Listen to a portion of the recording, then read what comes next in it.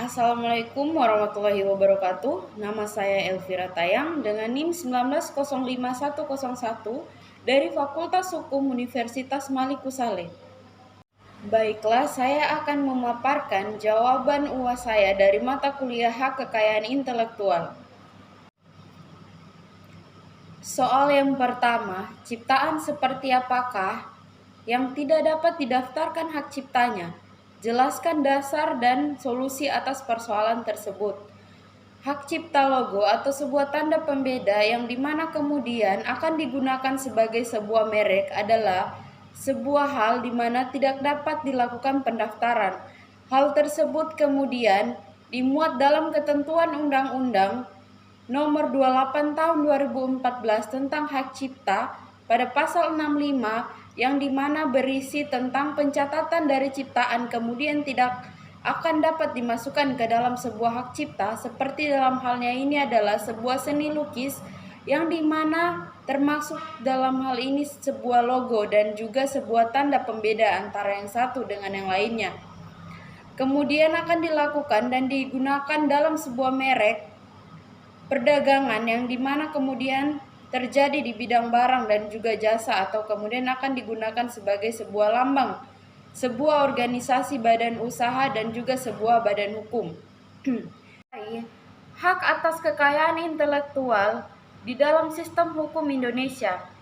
Cara menghargai kekayaan intelektual di era digital maupun dalam segi apapun, yaitu dengan mencantumkan kredit pencipta karya, meminta izin pada pemilik hak cipta, menghindari mengubah isi karya orang lain, dan bagikanlah hasil bila mendapatkan keuntungan dari karya orang lain.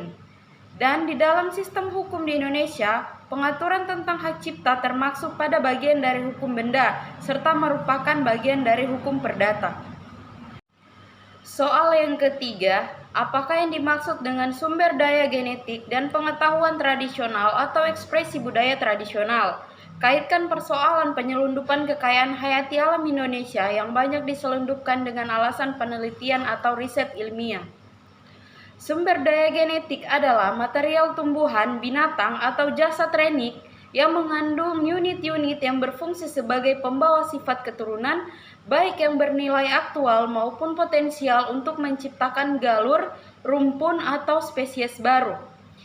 Ekspresi budaya tradisional merupakan cara hidup bangsa Indonesia yang mengajarkan tradisi, kearifan, nilai-nilai, pengetahuan komunal yang dikemas dan diturunkan kepada anak cucu melalui hikayat, legenda, kesenian, dan upacara yang berangsur-angsur membentuk norma sosial dan tata hidup bangsa Indonesia. Penyelundupan kekayaan hayati alam Indonesia sebagai penelitian atau riset ilmiah tidak dibenarkan dalam hal apapun, karena kekayaan alam hayati yang ada di Indonesia merupakan tumbuhan, binatang, dan lain-lainnya yang berpotensi menciptakan galur, rumpun, atau spesies baru yang dilindungi dalam Undang-Undang Republik Indonesia Nomor 5 Tahun 1990 tentang konservasi sumber daya alam hayati dan ekosistemnya.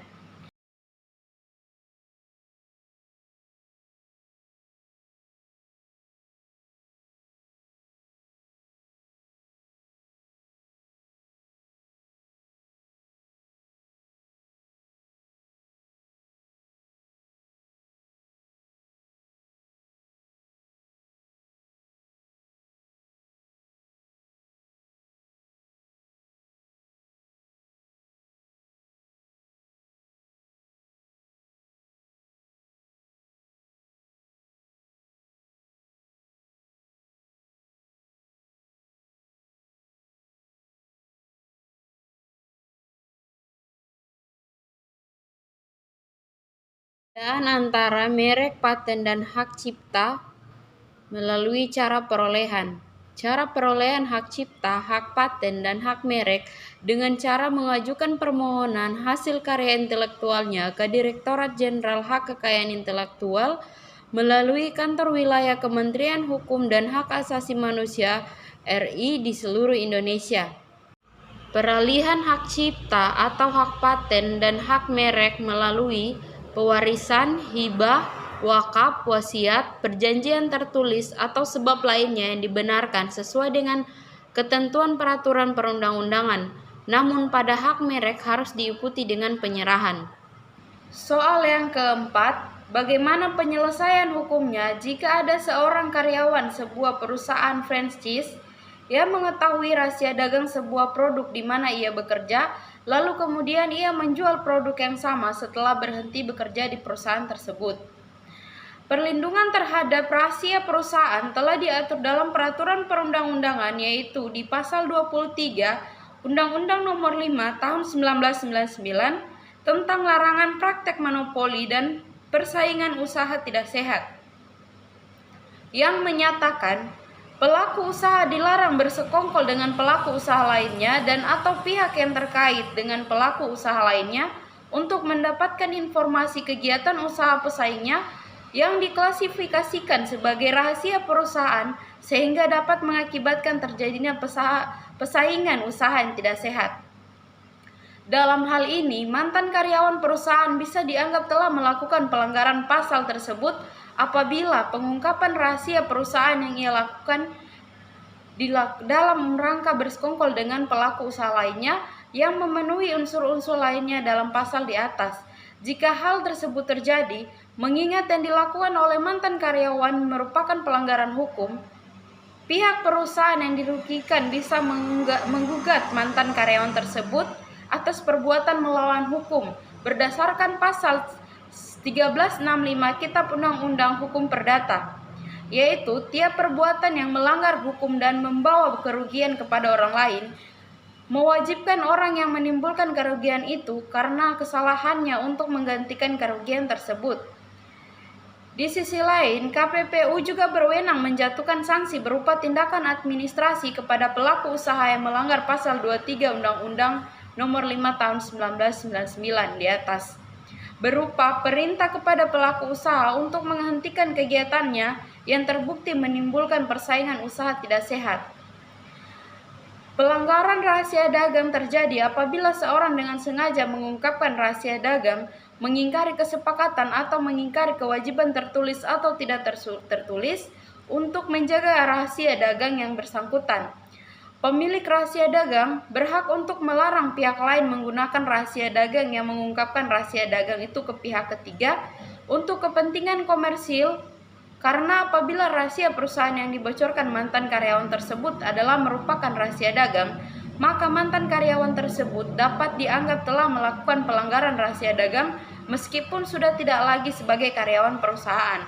Yang keenam, jelaskan secara ringkas isi dari tugas paper yang Anda kerjakan berupa identifikasi atau rumusan masalah dan jawaban kesimpulan dari hal tersebut.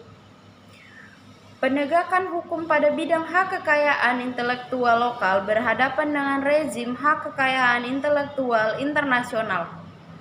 Hak cipta merupakan salah satu bagian dari kekayaan intelektual yang memiliki ruang lingkup objek dilindungi paling luas, karena mencakup ilmu pengetahuan, seni dan sastra, perkembangan ekonomi kreatif yang menjadi salah satu andalan Indonesia dan berbagai negara yang berkembang pesatnya teknologi dan informasi, serta komunikasi mengharuskan adanya pembaruan Undang-Undang Hak Cipta, mengingat hak cipta menjadi basis terpenting dari ekonomi kreatif nasional. Dengan Undang-Undang Hak Cipta yang memenuhi unsur perlindungan dan pengembangan ekonomi kreatif ini, maka diharapkan kontribusi sektor hak cipta dan hak terkait bagi perekonomian negara dapat lebih optimal. Penegakan hukum terhadap hak cipta berdasarkan Undang-Undang Nomor 28 Tahun 2014, proses penegakan hukum hak cipta diselesaikan melalui: pertama, penyelesaian sengketa perdata; yang kedua, penyelesaian tuntutan pidana pelanggaran. Bahwa proses penyelesaian sengketa perdata sesuai dengan pasal 95 ayat 1 dilakukan melalui alternatif penyelesaian sengketa, arbitrase atau pengadilan. Selanjutnya, pelaksanaannya sesuai dengan pasal 95 ayat 2 dilakukan di pengadilan niaga, sedangkan apabila berhubungan dengan perbuatan yang melawan hukum pidana, maka diselesaikan melalui mekanisme penyelidikan yang dilakukan oleh penyidik pejabat negeri sipil. Kemudian hasil penyidikan yang sudah lengkap diserahkan kepada penyidik pejabat kepolisian negara Republik Indonesia.